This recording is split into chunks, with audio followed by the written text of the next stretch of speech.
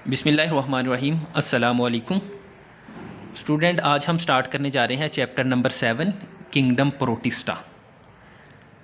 बच्चे ये हमारे पास सेकंड किंगडम क्लासिफिकेशन है। अगर मैं बुक के सीक्वेंस की बात करूं, उसमें सबसे पहले हमने किंगडम प्रोकैरियोट की बात की है, उसके बाद हमारे पास आ रहा है किंगडम प्रोटिस्टा।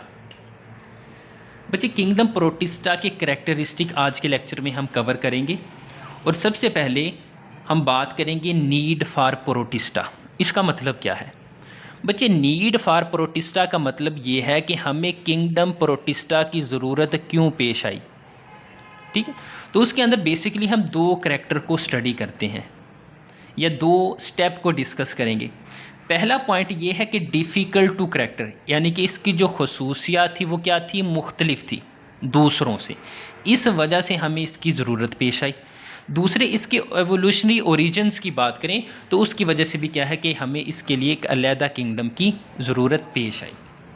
बच्चे उन करैक्टर को देखेंगे। ये क्या होते हैं? इक्वेटिक होते हैं। इक्वेटिक का मतलब बच्चे ये होता है कि पानी में रहने वाले, जो आबी माहौल के अंदर रहते हैं।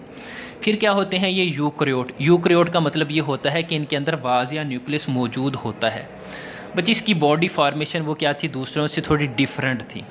टाइप ऑफ रिप्रोडक्शन, यानी कि अपने नंबर बढ़ाने का तरीक़ाकार या इनका मूड ऑफ रिप्रोडक्शन वो क्या था? दूसरों से मुख्तलिफ था।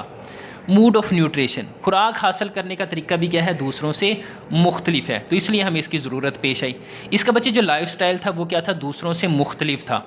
ये मुख्तलिफ किस्म के इन्वायरमेंट के अंदर रहते थे, तो इसलिए हमें इसकी प्रोटिस्टा किंगडम की ज़रूरत पेश आई। इसके अलावा बच्चे अगर मैं एवोल्यूशनरी ओरिजिन्स की बात करूँ, बच्चे एवोल्यूशनरी ओरिजिन, एवोल्यूशन बेसिकली हम कहते हैं चेंज को, और ओरिजिन हम कहते हैं जहाँ से कोई चीज़ स्टार्ट हुई हुई है।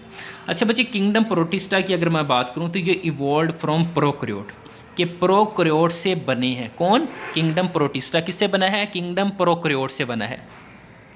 Other eukaryote evolve from it. अब इसका मतलब क्या है बच्चे? ये देखिए, मैं आपको एक सीक्वेंस बताता हूँ कि ये हमारे पास कुर्रा अर्ज़ पे सबसे पहले क्या थे? प्रोकैरियोट थे।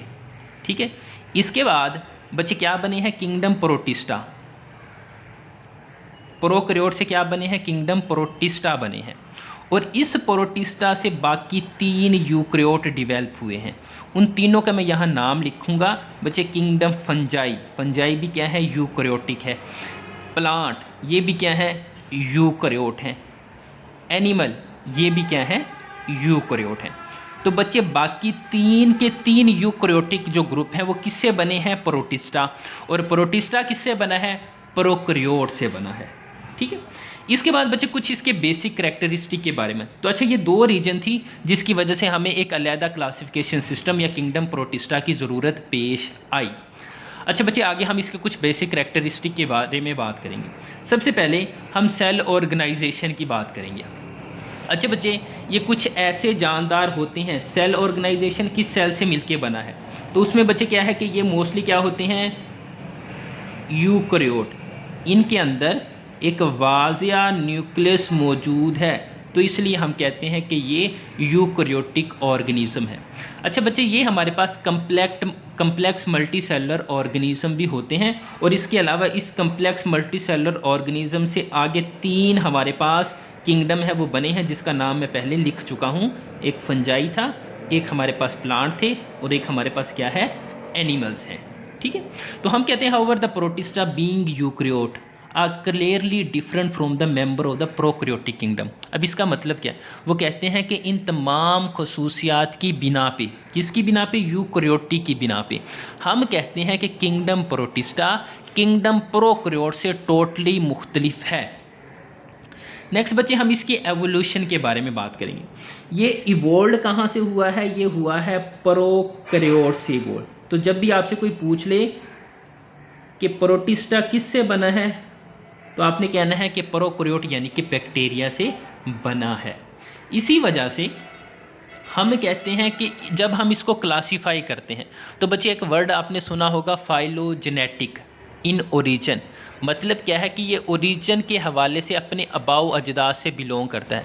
तो ऐसा क्लासिफिकेशन सिस्टम जिसमें हम किसी जानदार के ओरिजिन के बारे में डिस्कस करते हैं, ऐसे क्लासिफिकेशन सिस्टम को हम फाइलोजेनेटिक क्लासिफिकेशन सिस्टम कहते हैं।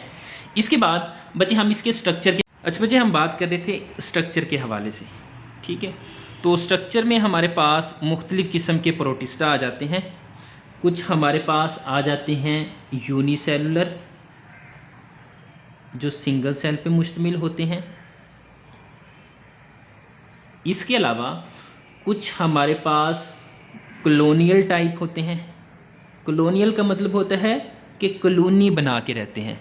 जैसे लोग होते हैं वो एक एक घर बना के मुकम्मल क्या बना देते हैं, कॉलोनी बना देते हैं।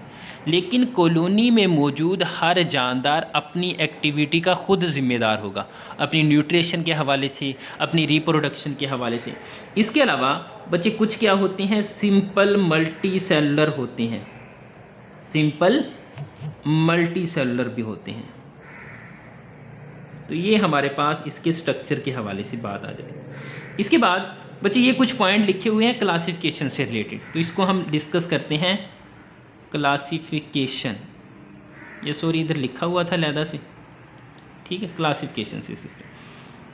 तो बच्चे ये देखें कि जब हम इसको क्लासीफाई करते हैं तो हम इसको यूनिसेलुलर कैटेगरी में क्लासीफाई करते हैं। अच्छा बच्चे नेक्स्ट हम बात करेंगे इसकी क्लासिफिकेशन की। तो जब भी हम किंगडम प्रोटिस्टा को क्लासीफाई करते हैं तो हम उसके इन तमाम करैक्टर को देखते हैं कि वो किस किस्म के होते हैं, और फिर उसकी बिना पे इसको मेजर आगे फर्दर ग्रुप के अंदर क्लासीफाई कर देते हैं। तो बच्चे अगर हम बात करें तो इसको मेजर 4 ग्रुप के अंदर क्लासीफाई किया जाता है। कुछ हमारे पास होते हैं सिंगल सेल प्रोटोजोआ। तो कुछ ऐसे प्रोटोजोआ होते हैं जिनकी बॉडी फॉर्मेशन क्या है कि सिंगल सेल, एक सेल पे मुश्तमिल होती है। इसके अलावा बच्चे कुछ हमारे पास होते हैं यूनिसेलुलर एल्गी, कि ऐसी एल्गी जो सिर्फ एक सेल पे उसकी बॉडी मुश्तमिल होगी, उसको हम नाम देते हैं यूनिसेलुलर एल्गी का। बच्चे कुछ हमारे पास होती हैं मल्टी सेलुलर एल्गी, कुछ हमारे पास क्या है, मल्टी सेलुलर एल्गी है। और बच्चे लास्ट पे इसकी जो 4th कैटेगरी है वो है स्लाइम मोल्ड। अच्छा, ये जो मोल्ड का वर्ड है ये माइकोलॉजी यानी कि फंगस से निकला है। तो ये क्या होती है, फंगस लाइक एल्गी होती है, और इसके अंदर स्लाइम मोल्ड या फिर ओ माइकोटा। तो हमारे पास जो प्रोटिस्टा होते हैं कुछ प्लांट लाइक होते हैं, कुछ एनिमल लाइक होते हैं, और कुछ हमारे पास क्या है कि फंगस लाइक होते हैं।